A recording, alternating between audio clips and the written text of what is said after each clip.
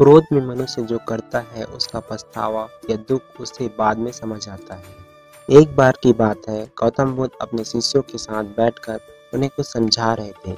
बुद्ध के सभी शिष्य बुद्ध को बड़े ध्यान से सुन रहे थे। बुद्ध और उनके सभी भिक्षु यह देखते हैं कि उनकी तरफ एक आदमी बड़ी तेजी से आ रहा है और वह आदमी बहुत क्रोध में है और वह कुछ बड़बड़ाता आ रहा है। उस व्यक्ति को देख गौतम बुद्ध के कुछ शिष्य समझ जाते हैं कि यह व्यक्ति कुछ गलत करने के उद्देश्य से गौतम बुद्ध के पास आ रहा है। इसलिए गौतम बुद्ध के दो शिष्य दौड़कर उस आदमी के पास चले जाते हैं और उसे रोक लेते हैं। वह उस व्यक्ति से पूछते हैं कि तुम कौन हो और तुम्हें किससे मिलना है। वह व्यक्ति गौतम बुद्ध के शिष्यों से कहता है कि मेरे रास्ते से हट जाओ, आज मैं इस बुद्ध को सबक सिखाकर ही रहूंगा। उस व्यक्ति की बात सुन गौतम बुद्ध के शिष्य उस व्यक्ति को शांत करने की कोशिश करते हैं, पर वह व्यक्ति शांत नहीं होता है। बुद्ध उस व्यक्ति को देखते हैं और मुस्कुराते हैं। फिर अपने शिष्यों से कहते हैं कि मेरे प्रिय भिक्षुओं, उसे आने दो मेरे पास, वह मुझसे कुछ कहना चाहता है। बुद्ध की आज्ञा का पालन करते हुए बुद्ध के भिक्षु उस व्यक्ति के रास्ते से हटते हैं। फिर वह व्यक्ति बुद्ध के पास आकर खड़ा हो जाता है। जैसे ही व्यक्ति बुद्ध के पास पहुंचता है, वह बुद्ध को गालियां देना शुरू कर देता है।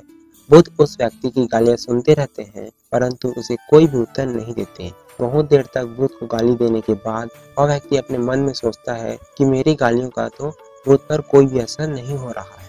इसलिए उस व्यक्ति का क्रोध और भी ज्यादा बढ़ जाता है और वह व्यक्ति बुद्ध के ऊपर थूक देता है। उसके बाद बुद्ध एक कपड़ा उठाकर उस थूक को पोंछ देते हैं। यह देखकर गौतम बुद्ध के सभी भिक्षु क्रोध से भर जाते हैं, पर बिना बुद्ध की आज्ञा के कोई भी भिक्षु अपना क्रोध प्रकट नहीं करता।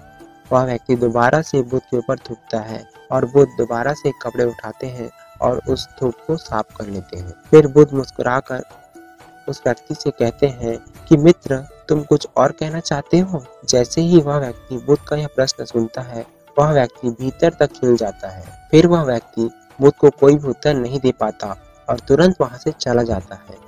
बुद्ध के सभी भिक्षुओं के मन में यह प्रश्न होता है कि उस व्यक्ति ने बुद्ध का इतना अपमान किया, लेकिन बुद्ध ने उस व्यक्ति को यह क्यों कहा कि क्या वह और कुछ कहना चाहता है। सभी भिक्षुओं में से एक भिक्षु बुद्ध से कहता है कि आपने उस व्यक्ति से यह क्यों कहा कि क्या वह कुछ और कहना चाहता है, जबकि यह तो स्पष्ट था कि वो व्यक्ति यहाँ कुछ कहने नहीं आया था, बल्कि वह तो आपका अपमान करने आया था। वह व्यक्ति बुद्ध का अपमान करके अपने घर तो चला जाता है, लेकिन पूरी रात सो नहीं पाता है।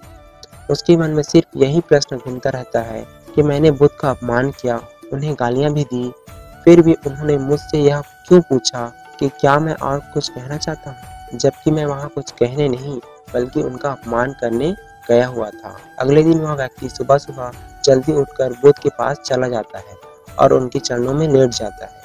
बुद्ध के सभी शिष्य उसको देखकर आश्चर्यचकित होते हैं कि जो व्यक्ति कल बुद्ध का अपमान करके गया हुआ था, आज वह रो रहा है, बुद्ध के चरणों में पड़ा हुआ है।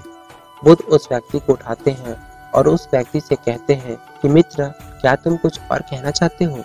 इतने में ही बुद्ध का एक भिक्षु बुद्ध को टोकता है और उनसे पूछता है कि बुद्ध, जब कल यह व्यक्ति आपका अपमान कर रहा था, तब भी आपने यही बात कही थी कि क्या तुम्हें कुछ और कहना है, और आज यह व्यक्ति आपके चरण में पड़ा रो रहा है, आप तब भी यही बात कह रहे हैं। इसका क्या अर्थ है? बुद्ध कृपा करके समझाए हमें। बुद्ध कहते हैं कि बात को कहने के लिए शब्द असमर्थ है। कल भी यह व्यक्ति मुझसे कुछ कहना चाहता था, पर शब्द असमर्थ थे, इसलिए क्रोध में आकर उसने मुझ पर थूक कर वो बात मुझसे कहने का प्रयास किया, और आज भी शब्द असमर्थ हैं। उसकी जगह इसके आंसू कह रहे हैं जो यह कहना चाहता है। उसके बाद वह व्यक्ति बुद्ध से कहता है कि बुद्ध, मुझे क्षमा कीजिए, मैंने आपका अपमान किया है। बुद्ध कहते हैं कि तुम्हें क्षमा मांगने की कोई भी आवश्यकता नहीं है, क्योंकि क्रोध भी तुमने किया और उसकी पीड़ा भी तुमने पाई है। इसमें तुमने दूसरे किसी को क्या नुकसान पहुंचाया है। बुद्ध अपने सभी भिक्षुओं और उस व्यक्ति से कहते हैं, क्रोध जलते हुए अंगारे की तरह है, जिसे हम अपने हाथ में पकड़ते हैं किसी और पर फेंकने के लिए, लेकिन हम ये भूल जाते हैं कि सबसे पहले उस अंगारे से खुद का ही हाथ जलता है।